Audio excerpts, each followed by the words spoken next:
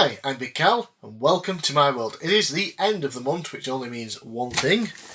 DIY gaming box time! So, if you don't know what happens, at the end of every one of these videos, I spin this lovely little roulette wheel here. Whatever number it lands on correlates with either a games console I own or a theme, such as wrestling games.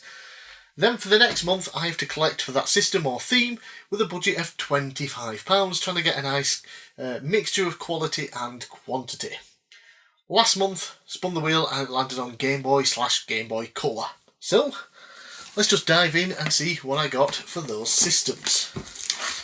Right. Firstly then, the cheapest game, a Gameboy Colour game, costs £3.50, and that is Gift. So, Gift was mainly a 3D platformer for the PlayStation 2. Don't think it came out in North America, just here in Europe. And yeah, it's got this weird red devil type character, and I don't remember too much about the 3D platformer, but from what I do remember, this one translates it rather well into 2D. That you go from room to room, you can kill enemies, and unlock different doors to move on to the next areas with basic puzzles and things. And yeah, that's kind of what I remember the 3D game being. Haven't played through much of that, haven't played through much of this, but yeah, £3.50, interesting to add to the collection. Yeah. Next up then, an interesting title. Okay, this one cost £6. And yeah, it came in a nice case, and that is Pocket Bomberman.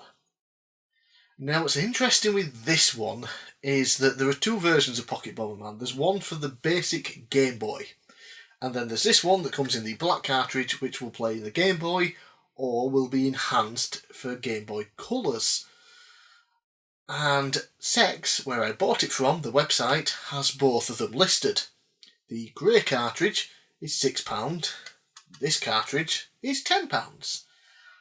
However, when I looked at the reviews for the grey cartridge, the only one that was written there was someone who wanted the grey cartridge for their collection because they owned the coloured cartridge, and when they ordered it, they sent them the coloured cartridge, not the grey one. So I thought, I'll give that a go. I'll order the grey one and see what shows up.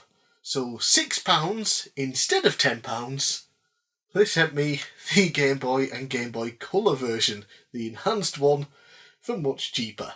So that's awesome. And yeah, Pocket Bomberman is a kind of 2D platformer, but with Bomberman gameplay in it as well. So you have bombs that you can drop to blow up enemies, to blow up certain blocks, either to get out of the way or to find upgrades and things.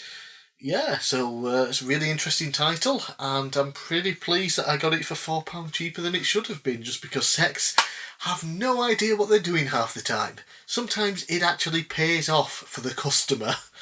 Yeah, and lastly, big title, costs £13.84 for a total of £23.34 and £1.66 left. Total maths genius here, totally not looking at a bit of paper over there with all the writing on.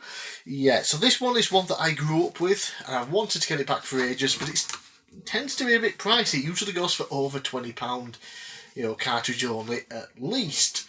But I managed to get it cheap on an auction, so that was good. And it's also a very weird one, because it technically didn't come out here in Europe. This one is a US version of the game. And it's one of those games where, depending on the region, it got a different IP. So here in Europe, it was a Garfield game. In America, it was The Real Ghostbusters. And somehow, despite living in the UK, I grew up with this game. How we got it, I don't know. And it's a very basic puzzle game, basically. Maybe not even puzzle, it's just a kind of simple platformer where you have to collect these like flashing star orb thingies, avoid enemies, and you have a drill that you can drill down holes to get to new locations.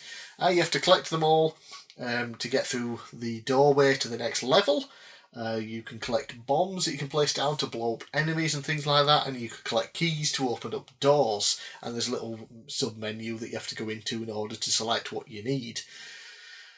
It isn't really a good game, but it's just one of those, like I said, I grew up with, and I've always wanted it back since we got rid of my Game Boy stuff as a kid, so now I finally own it. I got it for cheaper than it normally goes for, and I'm happy with that.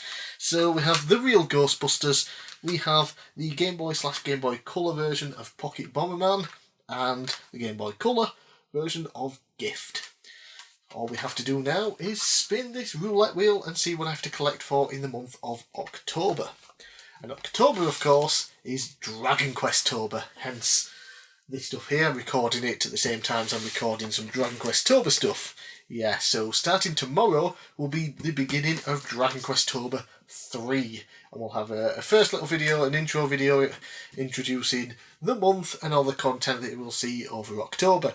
Everything's Dragon Quest related, with the exception of the last day of the month, which is just DIY gaming box. So let's see what I have to collect for that month. Move those out of the way.